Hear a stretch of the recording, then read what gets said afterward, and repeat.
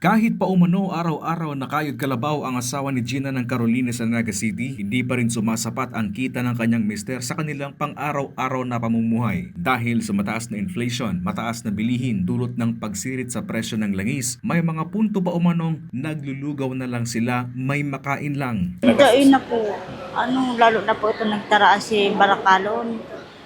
Ning, pero itong alos malugaw na sa nangani po kaya dahil po kaya kung si Agum ko lang matrabaho, kulang po talaga. Po kaya ang sahod niya sa paggabi lang po.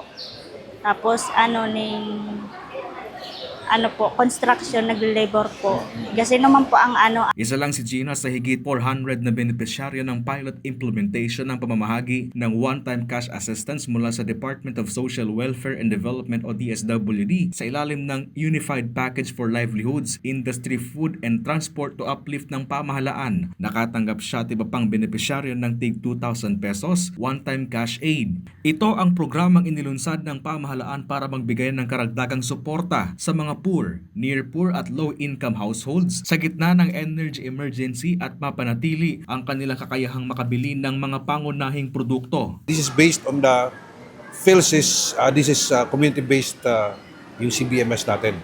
Alam naman natin yung CBMS, our PhilSys and our LGUs are working closely na makita itong mga listahan na to, itong mga individual na to. Ayon kay DSWD Bicol Regional Director Norman Laurio, kasama si Nanay Gina sa tinatawag na bucket o Group 3 o yung mga low-wage earners. Ang Group 2 naman ay yung mga benepisyaryong poor at near poor households base sa resulta ng survey ng Philippine Statistics Authority o PSA. At ang Group 1 naman ay yung mga 4Ps at walang gutom program beneficiaries. Binigyang diin ng DSWD na pinili ng mabuti ang benepisyaryo ng naturang programa lalo na ang mga nasa Group 2 at 3. Alam nyo, ngayon kasi kung titingnan po natin, hindi pa po natatapos yung ating fuel crisis.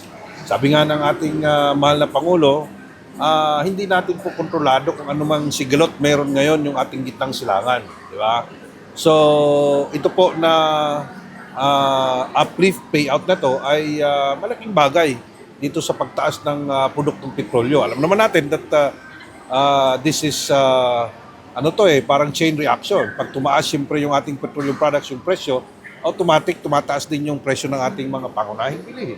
So with this uplift payout, kahit paano ay may ibsan yung nararanasang krisis ng ating mga kababayan. Simula pa lang umano ito ng pamamahagi ng naturang ayuda nationwide at asahang magsisimula na rin sa iba pang mga bayan sa Camarines Sur at mga probinsya sa Bicol Region. Chris Novello, CSN.